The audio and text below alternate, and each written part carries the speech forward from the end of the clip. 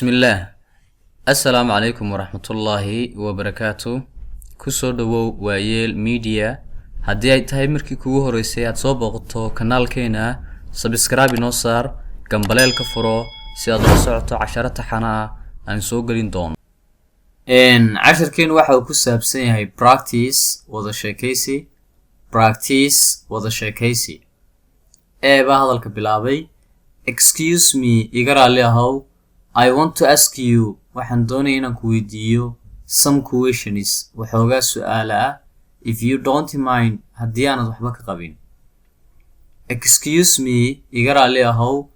I want waxaan doonayaa to ask you inaan ku weydiiyo some questions waxoogaa su'aalo ah if you don't mind haddii aanad waxba ka qabin I don't mind waxba kama qabo ask me I weydii whatever you like wax kastoo jeceshahay I don't mind waxba kama qabo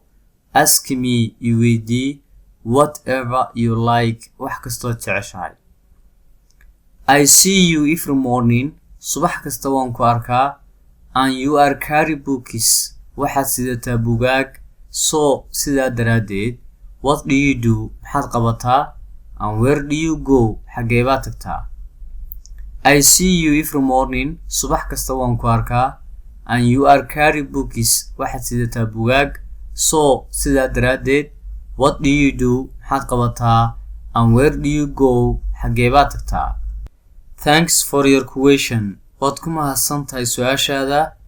I am an accountant waxaan ahay xisaabiye and I go my office waxaan tagaa xafiiskayga so sidaa daraadeed I am busy every day mashquul baan ahay maalin kasta I work waxaan shaqeeyaa from morning laga soo bilaabo subaxii till evening ilaa iyo fiidkii what about you adigana I think waxaan u malaynayaa you are jobless inaad tahay bilaa camal and that's why waa sababta you are sitting aad u fadhiisato in the cafe maqaaxiyaasha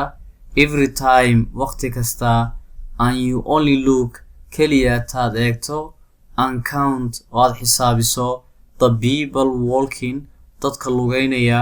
on the street laamida ama wadada what caused that maxaa kugu khasbay I finished at university jaamacadda waan dhameeyey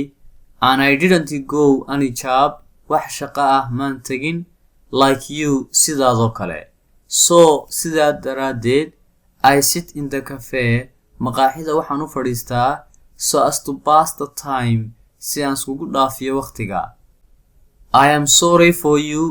aad baan uga xumahay you know waa taqaanaa ama waad og tahay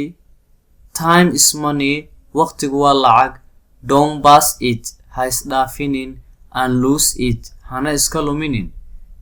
if you finish it at university haddii aad jaamacadda dhamaysay you did not finish it education aqoonta maad dhamaynin so sidaa daraadeed my advice is taladaydu waxa weeye learn something wax baro as much as you can intaad awoodo wax baro okay friend haye saaxiib thank you waad mahadsantahay I will take your advice waan qaadan doonaa taladaada ugu mahadsantahay daawashada iyo dhegeysiga fiidiyogan haddii fiidiyowga cajabiyey like noo saar dhiirigelin bay noo tahay